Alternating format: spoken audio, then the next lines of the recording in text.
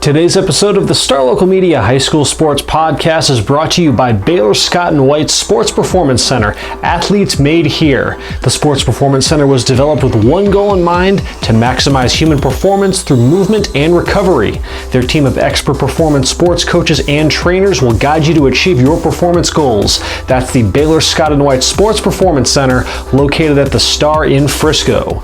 This episode is also brought to you by Allen Dental Studio. Located off Bethany Drive in Allen, their office was designed with you, the patient, in mind, which means an excellent and enjoyable experience. From cosmetics to implants, you deserve a perfect smile, and Allen Dental Studio can make that happen. Also, don't want to leave out another longtime friend of the podcast, Texan Senior Residential Care Homes. With locations in Carrollton and Dallas, Texan Senior Residential Care Homes offers an affordable, high-quality alternative to senior living. Call now at 469-400-7650. That's Texan, spelled T-E-X-S-E-N, Texan Senior Residential Care Homes.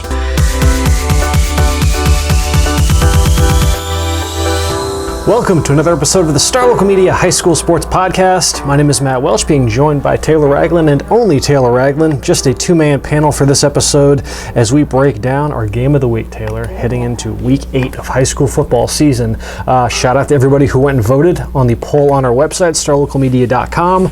We are going out to District 66A, however, for this week's game of the week, all the way out to the Woodshed, i.e. Hawks Stadium out at Hebron High School, which will be the site of Friday 7 p.m. kickoff between Hebron and Flower Mound. A matchup between two of the heavyweights over in District 66A. A game that, at the start of the year at least, I think was kind of our de facto district championship match. Obviously, since then, Marcus has certainly had something to say about that. So we shall see ultimately what the events of Friday night ultimately, I guess, unfold for the district title race. But you have two teams that are certainly coming in, I guess, off of two very different outcomes and whatnot. You have Hebron, who's 4-2 on the season, 2-1 in district. They are coming off their first district loss in a 24-14 setback to Marcus, whereas Flower Mound has just been taking care of business ever since taking that rough loss to Prosper. They have rebounded nicely with a 3-0 mark in district play. They are 5-1 on the season. It's only fitting that this was voted this game of the week because of every game that we have had to pick this season. This is the one that has given me more trouble than any of them. Yep. I don't even know where to begin as far as how to kind of make heads and tails of this matchup. But I guess at first glance, Taylor, what was your initial thoughts when kind of trying to make sense of this one? Man, I don't know either. It literally feels, we use the phrase coin flip a lot, and sometimes that's hyperbole, but this one literally just feels like a complete toss-up. It's definitely a well-used entry in the sports cliche Rolodex. Because, Hebron loses to Marcus. The other loss in the year for Hebron is Arlington Martin. But both of those games were so weird. Yes. They were so weird. Arlington Martin, it was all special teams wackiness that did Hebron in almost immediately. Same thing for last week against Marcus. I think Hebron got out to a 7-0 lead, then fumbles a kickoff after an answer or something, and then there was block punt late in the game. It was just really strange special teams ineptitude that kind of caused that loss.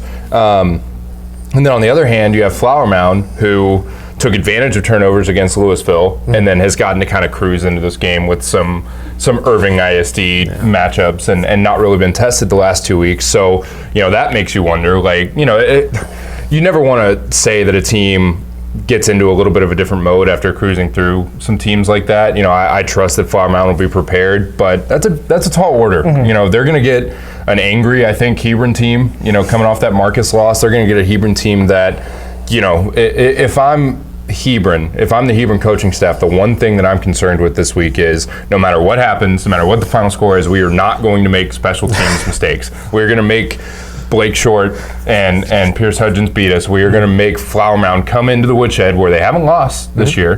That's a tough place to play. That's a tough place to play. They're going to make Flower Mound, I would think, come in and beat them and stop beating themselves. So that's kind of where, just thinking about this matchup in general, we can get into some of the numbers and some of the other things, but I think the things that led me toward Hebron, one, they're at home. That is a very difficult place to play.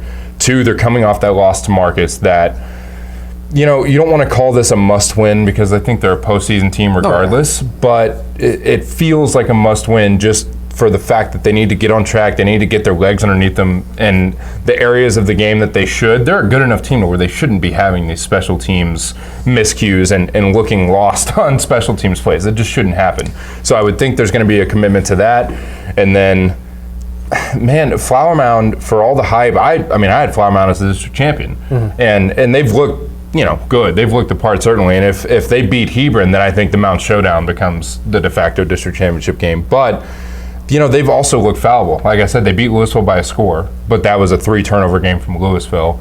So if Hebron plays clean, I don't think any of these teams, having seen this district kind of unfold, Marcus, Hebron, Louisville, and Flower Mound in particular, I think they're all pretty much on the same plane. There doesn't seem to be that upper tier that we thought. So, man, I don't know. A 50-50 matchup between teams that I think are very evenly matched. I ended up just going with the home team, the team coming off the loss that really needs the win. I don't want to say wants it more. Clearly, Flower Mound wants to go in there and beat them. But I think there's just something intangible with Hebron that maybe it's 51% to 49%. But, man, this is, of all the games of the week for you guys to pick to go into depth, this is the hardest for us to really parse out, because I could literally see it going one of 87 different ways. The special teams element to this, I just can't get over. I can't recall the last time that we've covered a team, or that was in our coverage area, that has had their bottom line so profoundly impacted by special teams play. I know.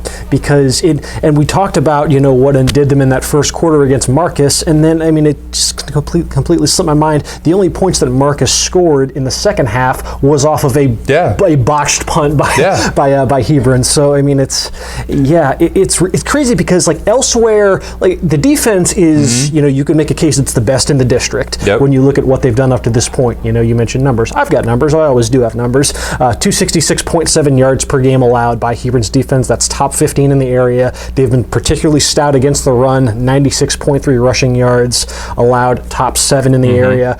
They've held opposing quarterbacks to just a shade over 52% passing overall, and that means performances against Oliver Towns of Plano, 14 of 31. Zach Mundell with Arlington Martin, 6 of 12. Garrett Nussmeier, Marcus last week, even though they lost that game by 10 points, they held Nussmeier to just 17 of 33. It's the defense has been... Well, and even outside of those in-depth numbers, just the very baseline numbers, only one team's put up 30.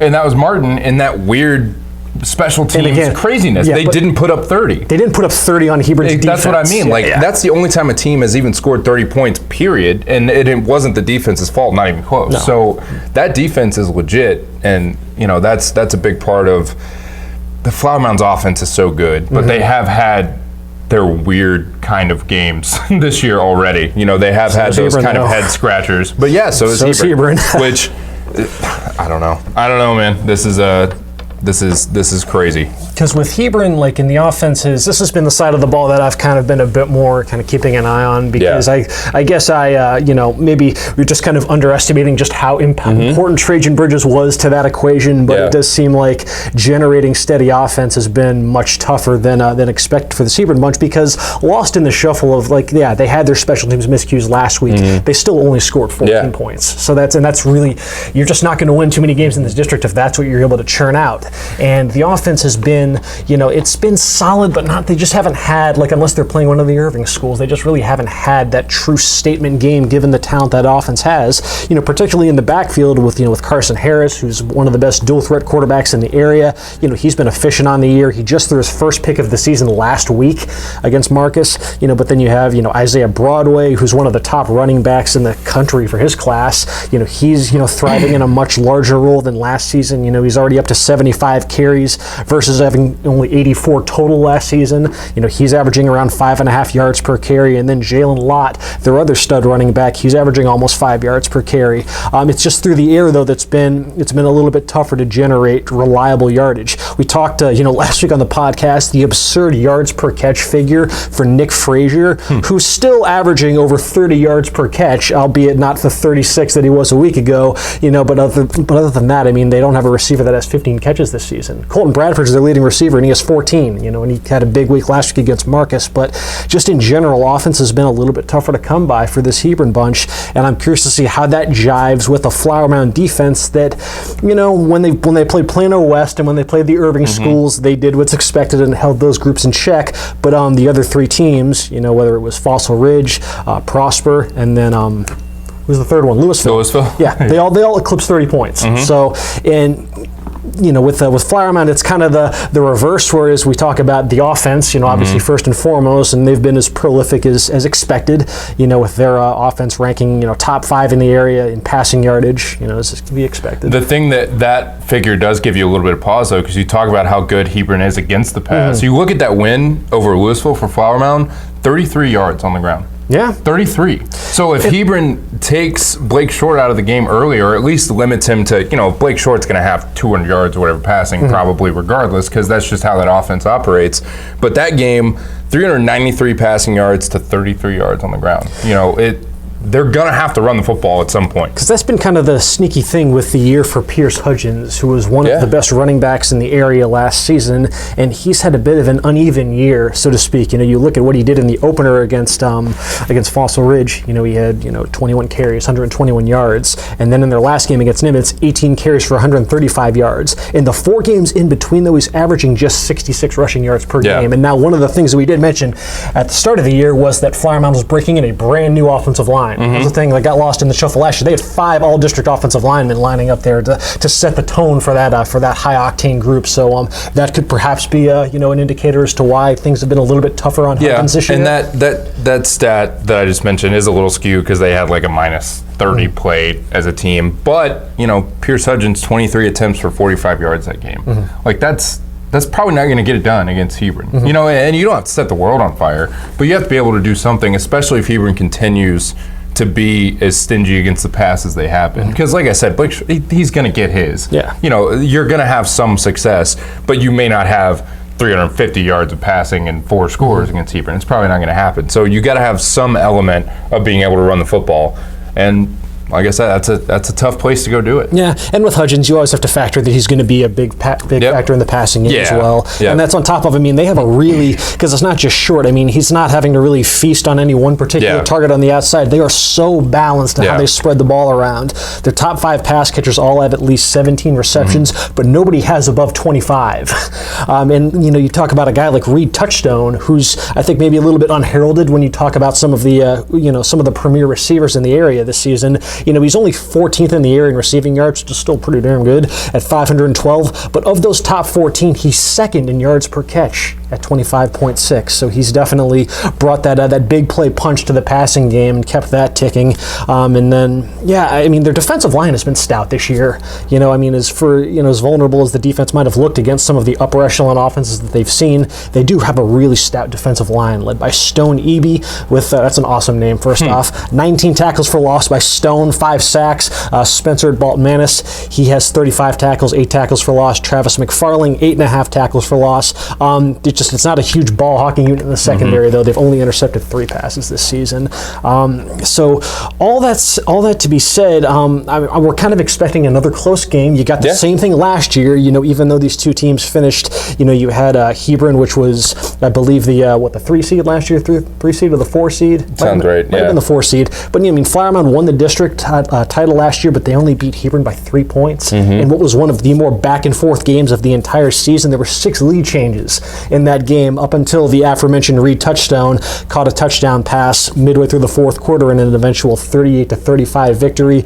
I don't know if Hebron wants the game in the 30s. Yeah, and that's I wouldn't think so. So you wonder if their best approach might be to try to really just try to ground him down a bit with that backfield and see if they can shackle that, Blake Short and Pierce Hudgens to the sidelines, and if they can get this game more so in kind of like the low to mid 20s, and that might be their most reasonable path to victory. Well, yeah, because if you look at Arlington Martin, and granted this game was out of hand in the first half. It was 24-0, but they hadn't scored an offensive touchdown. And then Hebron won the second half of that game like 14-9. You're not going to hold Flower Mound 3 field goals. That's not going to happen.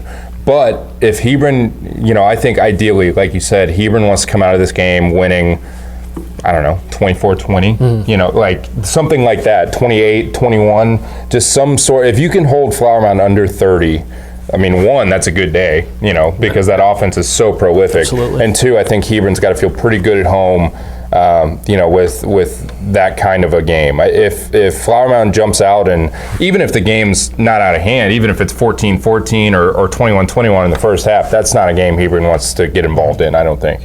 There's just so much about this matchup that you just don't know what to truly bank on when predicting a winner. Like, for all we say about the Hebron defense and what they're capable of, that offense has just been so hot and cold this season. I mean, I was just going through the the play-by-play log from that game against Marcus. They had a drive that lasted 14 plays where Hebron began the ball on its own 9, and then when you factor in penalties, they wind up punting from their own 25. 14 plays. That's just, they make it so tough on themselves. So, I mean, I ended up siding with Hebron in this one. You know, just, I mean, I don't know if I don't know. I think the concept of home field advantage is a little overrated in high school football personally, but I do know that they do have a fairly good track record at the Woodshed. It's called the Woodshed for a reason. If there's a place that does offer some sort of advantage, that's one of them. I don't think that a lot of home fields offer that. I mean, I don't know if Lake Dallas and Lovejoys and teams like that of the world are really getting that much out of playing at home, but I think Hebron's one of the schools that certainly takes pride in, you're coming into the Woodshed. And it's just so tough to bank on. Like, I know their 2 losses, you can almost exclusively look at special teams and see just what the heck went wrong.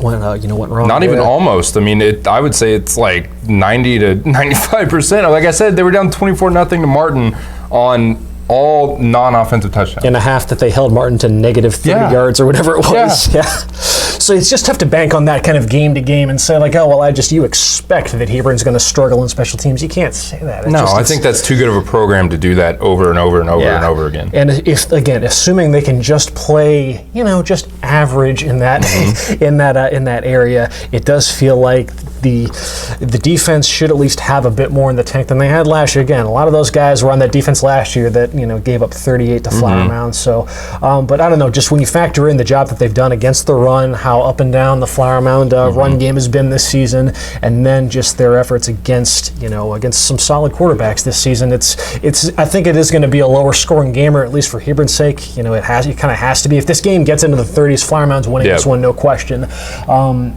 But all that's to say, I narrowly picked the Hawks in this one, and I do not feel good about it in the slightest. It's literally like I'm like at 51-49%. I mean, it's the picket line. I think was 3-2, and it feels like one of those games that if it had been anything other than that, it would have been crazy. I think I actually did run this through one of those random projection simulators just to see what on a neutral field they would some algorithm would peg this game at, and I think the outcome was they predicted Flower Mound by 1 point on a neutral field. So if you take the -3 that you're afforded there for home field, and in gambling terms, then I guess Hebron by the ever so slightest of margins.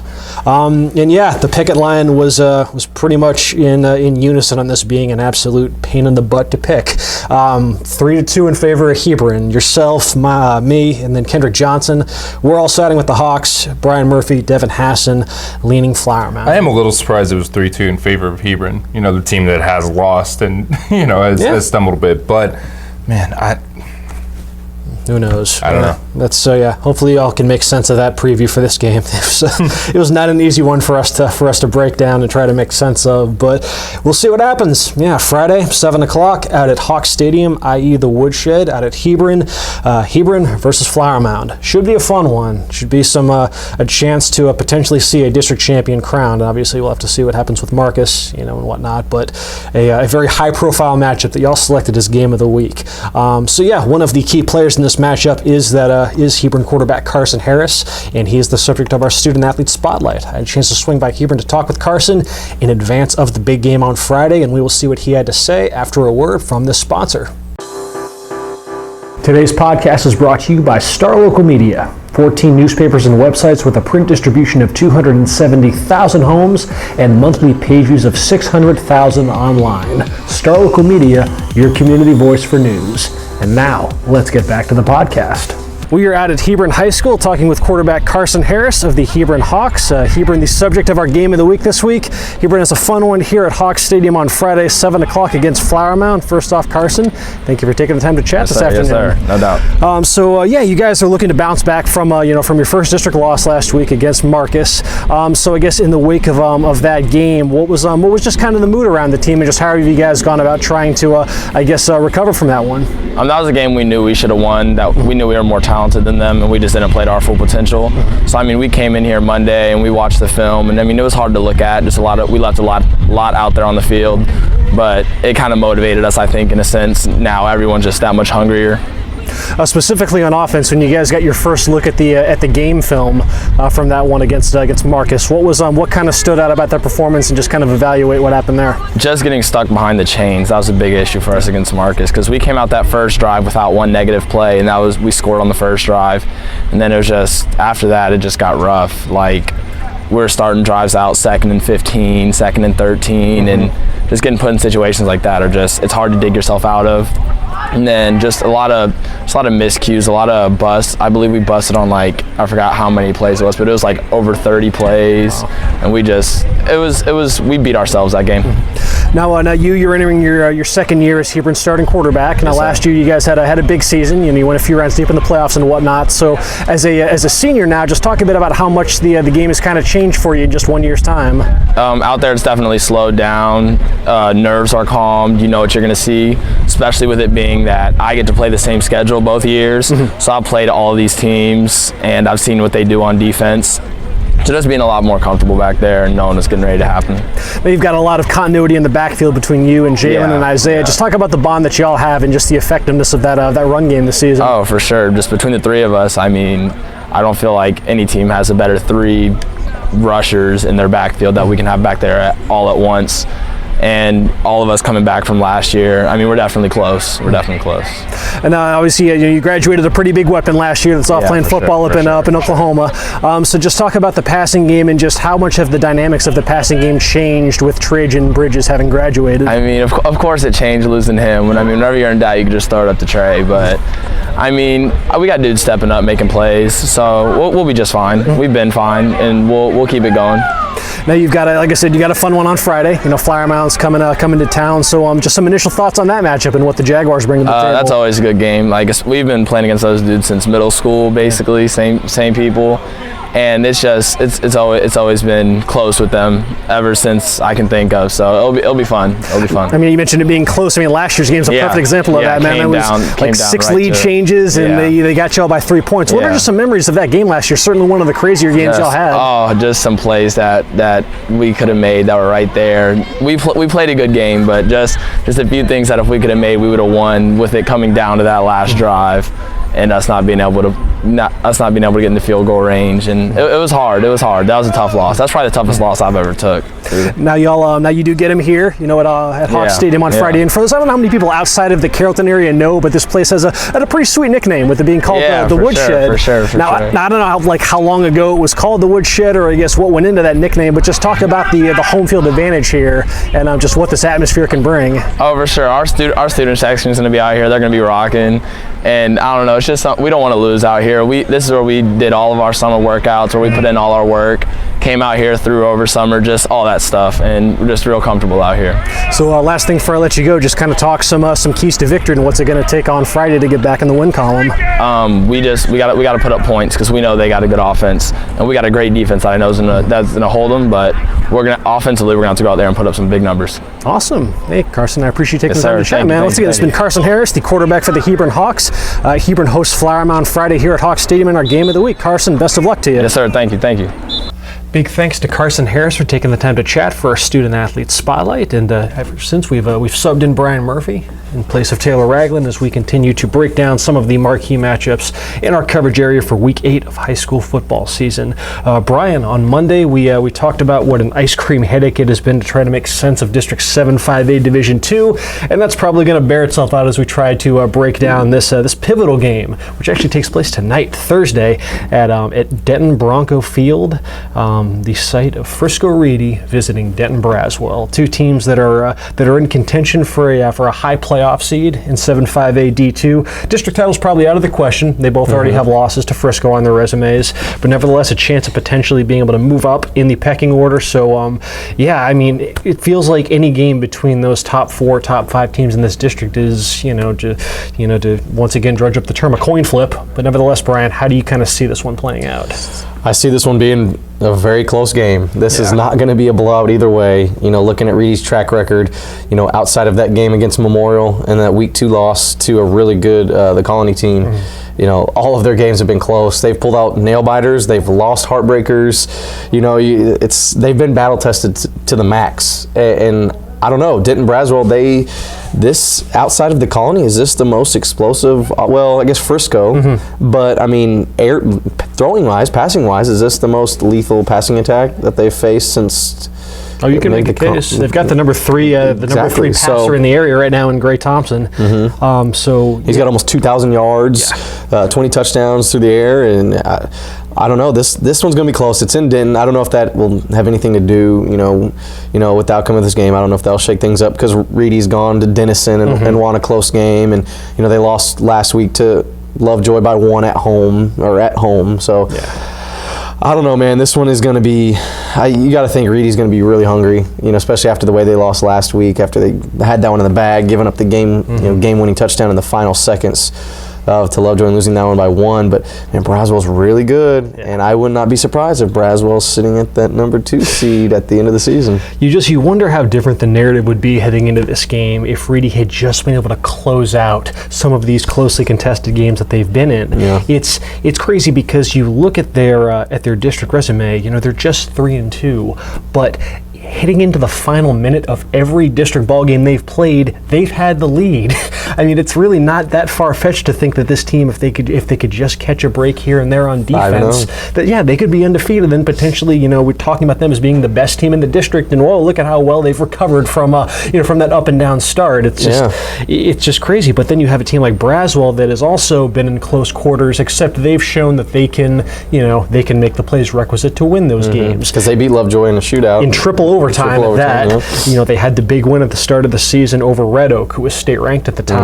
So I think if we foresee this game being as closely contested as a lot of these games in the upper echelon of this district have been, it's where you kind of side with the team that has at least shown the ability to make the plays necessary to pull those tight games out. And a lot of times that'll come down to which team sports the better quarterback. And at least up to this point, it has been Grayson Thompson with Braswell, as you mentioned, almost 2,000 yards passing, 19 passing touchdowns. He's the number 3 passer right now in the area among 5A programs, and that's just kind of what was what tipped the scales for me in picking Braswell to win this one. Doesn't come easy though. I mean, much like Flower Mound Hebron, this was not exactly this was a bit of an ice cream headache to predict. Yeah, and they could be 5-0, but they could also be 1-4. Yeah.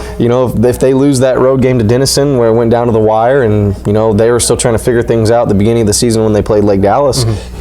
They're a way better team than Lake Dallas. There's no question. Yeah. Lake Dallas down year, but trying to figure things out in multiple key positions. But no, I mean, that was only a 6-point game. They only beat Lake Dallas 27-21. Granted, Reedy was still in the early stages, still trying to get their feet wet with a lot of new guys plugged into key roles. But this team could be 1-4. They could be 5-0, but I think they're sitting, right where they should be at 3-2. I think this is a 3-2 squad. I think it's a 4-3 squad. They're a playoff team, playoff caliber team, I should say. Will they make the playoffs? I don't know, because if they lose this game, things get really interesting. Because then they're sitting there at 3-3. They're flirting with that number 5 seed. Because then Braswell, if they win, they're surely locked in somewhere in the top 4. You'd think it's a good spot to be in. Yeah, you'd think. And then Lovejoy's in really good shape after that win last week. Man, I don't know. It's going to get really interesting these last 3 weeks. What's going to help Reedy is that win over Denison ultimately. Yeah. Of course, though, Denison still has games against a lot of those top-tier teams still to go. So they'll basically, if they lose this one, then they become big fans of whoever's playing Denison. As far as where the picket line shook out on this one, much like Flower Mound Hebron, it was another 3-2 ballot. I know the two of us ended up siding with Braswell. Let's see, I don't have the actual picket line in front of me right now, so I forget which. It was, I don't remember about that. The only picks that matter are mine and yours. Right. So, because we're the we're the former champions around here. Right. But it pains me not to pick Reedy. I know we talked about it yesterday. I was sitting there, I was like, man, have I picked Reedy this year at all? Because they played the Colony week 2, and I even switched my pick to the Colony because I was on the fence. I was like, Reedy, the Colony, I don't know. And then I picked the Colony, and then when they played Frisco, we all picked Frisco. And then now this week, I picked Braswell. So I'm sorry, Reedy. Maybe this will my pick would be wrong this week. But no, this game is literally 50-50 in my opinion. I should have realized I actually just have the picket line on a spreadsheet on my laptop. Come on, smart if I pulled that up. Come on, man. All right, so it was the two of us as well as Taylor Raglin siding with Braswell in this one, and then Kendrick and Devin picking Reedy. So okay, I feel confident about my pick. Oh no. Let's see. This is going to be a big week for District 9-6A. We got a couple big bouts that are going to swing the balance of power, or potentially the playoff picture within that district, including the latest installment of the oldest football rivalry in Plano. Plano East versus Plano Senior. This one takes place Friday, 7 o'clock out at Clark Stadium in what is, I believe, the 38th installment of this rivalry. For those keeping count, Plano has a 19-17-1 lead overall. And isn't it a bunch of weird games? Man, yeah, there's a lot to recount from that rivalry, for sure. I don't have a history lesson like I did last week with North Mesquite and in Mesquite. It's just, this game's fascinating because it feels like, in a sense, the roles have kind of reversed from where these programs were at last year heading into this game.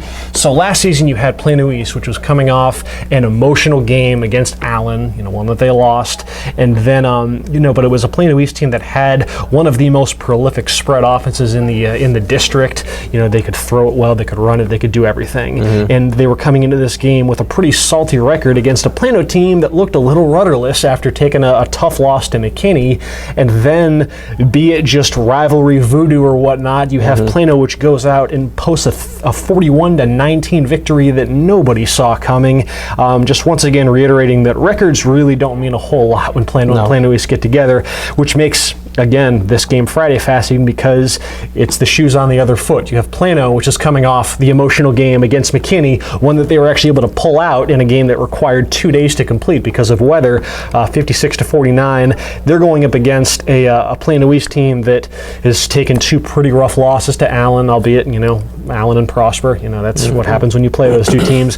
But it's a team that's battled a lot of inconsistencies and kind of searching for its identity and whatnot this season, whereas Plano's now the team that has this vaunted spread offense. They're having their best passing season in forever. They can still run the ball very well. So it's, I don't know, so does this mean we're setting up for East then to turn the tide and pick up a pivotal victory of its own? The picket line went 5-0 in favor of Plano on this one, and it feels like that's a bit of a slight against East, and I'm not entirely sure that's entirely fair, because it's one thing to look at the win-loss records and see, 4-2 versus 1-5 or whatnot. But again, it's one thing, when you've taken 2 rough losses to Allen and Prosper, 2 of the better teams in this district, whereas Plano's got 2 wins over McKinney and Plano West, the only 2 teams that are yet to pick up a win in district play. So that kind of might color the perception of this matchup. I think it's going to be a close game, personally. I ended up siding with Plano just because I feel like they're a bit more solidified in their identity right now versus a team like East that's been battling injuries on defense. They're not going to have their top overall defender, defensive lineman Kayvon Hamilton. Their secondary has been really banged up in recent weeks, and you kind of need a healthy secondary for a Plano team that's shown the ability to stretch the field with quarterback Oliver Towns and receivers Nolan Williams, Jaden Chambers. Now, it does sound like they should at least get a couple bodies back there in that defensive backfield with Elliott Reed, James Marshall. Not entirely sure what percentage they're going to be at effectiveness-wise, but it's just and then you got to factor in the situation of quarterback with the East and how Dylan Hayden has just been trying to rediscover the form that he showed earlier on in the year, and that win over Boyd to open up district. He took a hit though in the late in that game, and he just hasn't been the same since. I remember y'all talking about it a couple weeks ago when we came back to the office at late Friday night. I remember Taylor was at that game, and he was talking about, man, he got wiped out. Man, I hope he's okay. He runs in that go-ahead touchdown, and then takes a late hit from Boyd defensive back Jake Fex, and he cleaned his clock. I haven't seen it, but it's from what I've heard, it didn't sound pretty. Yeah, and he just hasn't been the same since, and some of that has to do with obviously playing Prosper and Allen for sure. Coach McCullough speculated that he's probably around 85 to 90% heading into this game, so we'll ultimately see what that means. But it's just I don't know. It just feels like the momentum is a little bit more on Plano's side right now, and they've just again a little bit more of a sure thing as far as what their identity is. Yeah, is him at 85%, good enough to beat Plano? That's a fair question. I mean, Plano's defense will give up some yardage. I mean, they were dangerously close to blowing a 42 to 14 lead to McKinney. I mean, they can give before the weather delay hit. Yeah, they've been a little leaky back there. Yeah. So, we'll see. But yes, Plano versus Plano East. Once again, the pick line was unanimous. Everybody siding with the Wildcats to pick up the win over the Panthers. And then you have the game that I'm going to be at on Friday over at Eagle Stadium in Allen. A game that the interest in this one juiced up quite a bit with the events of the past week when Allen welcomes Jesuit in a meeting of the last two unbeaten teams in district play. Both 3-0. Allen, of course, 6-0 on the season. Jesuit 4-2. They have won 4 straight though since getting E.J. Smith back into the fold. And yeah, Brian, I mean, we were all our jaws were collectively on the floor when we saw that final score between Jesuit and Prosper, as Jesuit put a 41-14 whooping on Prosper, handed them their first loss. We spent all this time sitting here talking about Allen versus Prosper, and how this could be this is the game to watch now in this district. We were looking too far ahead on November 1st. We really should have been looking ahead at October 18th. Yeah, man. I mean, Jesuit just comes out of nowhere, and it's kind of part and parcel though with what they've done up to this point. You could question the competition they'd beat, but to do this then against a team like Prosper just shows that this team is okay. We need to take them a bit more seriously, because it's a team that, again, when they've got back to full strength and getting E.J. Smith back and the dimension that he brings on top of what is already a really balanced set of skill players. It's not just E.J. Smith, and granted, he had a huge game against Prosper with 4 touchdowns, but he's got his running mate in the backfield, Jake Taylor. I mean, Jake Taylor had 7.5 yards per carry against Prosper. Jake Taylor's their leading receiver. That's the thing. They get both their running backs heavily involved in the receiving game. EJ's, I think he's third on the team in receptions, but he missed the first 2 games of the season. If he plays the full 6, then he and Jake Taylor are probably their 2 leading receivers, in addition to being the anchors of the run game. And then you've got a really deep receiving core that's led by Wyatt Garrett, a 6'5" pass catcher. That's certainly one of the taller targets that Allen's secondary will have seen this season.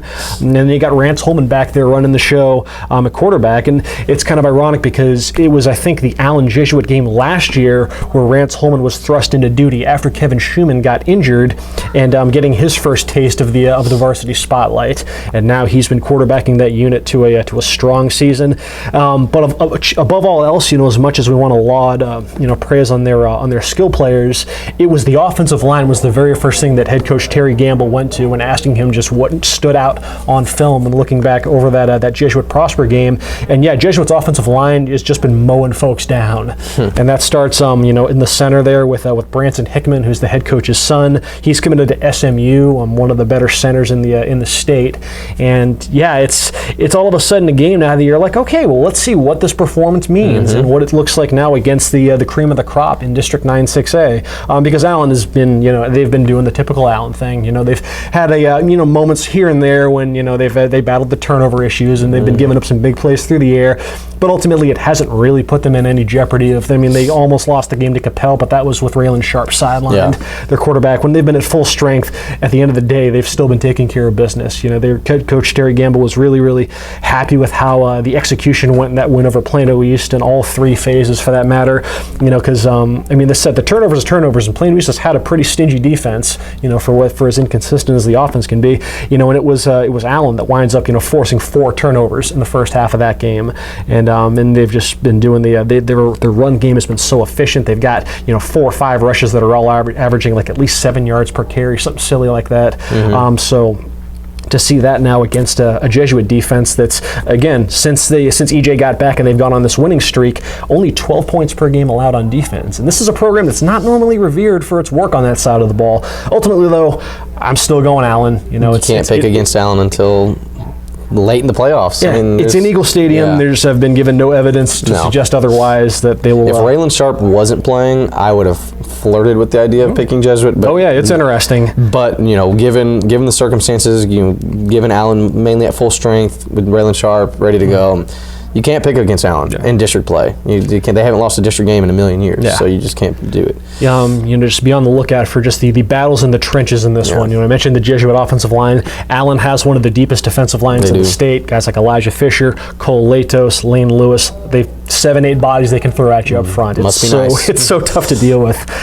So yeah, I'm picking Allen. You're picking Allen. Everybody's picking Allen. Allen was a 5-0 sentiment in the picket line to stay undefeated in District 9-6A. Let's close this out with a look at a couple schools that we don't get to talk a whole lot about on the podcast. Yeah. And really, that's nobody's fault but our own. But nevertheless, though, at the 4A level, and it's a shame because if there is a district that warrants significant mention, it's probably 7-4A Division I, because there are some heavyweight programs in this one. Low key, not just 4A, but out of all of our coverage area and our districts and stuff, this might be the best district. If you count the 4 teams that are expected to make the playoffs in this district and the firepower that they bring, and all 4 of them are capable of making a run, 3, 4, 5 rounds deep in the playoffs. And we're talking about Argyle, we're talking about Celina, we're talking about Melissa and Paris. Yeah. Those are some heavy hitters in 4A. Yes, they are. And they're all in the same district. In the area alone, we have the 2 leaders in passing, Bo Hogaboom at Argyle, and Brandon Lewis is right behind him at 1 and 2. The number 2 leading rusher in the area is Logan Point, the Celina running back, and he, the Navy commit, and he's a monster. Celina and Melissa, they've both beaten Paris, who was state ranked coming into the year. Look like maybe they're not quite the same team they were last year. Still a very good playoff team, but Melissa and Celina have beaten them both. And now it's only fitting that they play this week. Yep. It is Celina at Melissa. Yeah. This one is Friday, 7:30 p.m. out at Melissa ISD Cardinal Stadium. Everybody in this district is playing catch up to Argyle. Yeah. Argyle is doing the Argyle thing. So it would seem like the winner of this game, though, is going to have pole position on that number 2 seed. So just some thoughts on this matchup and where you're leaning.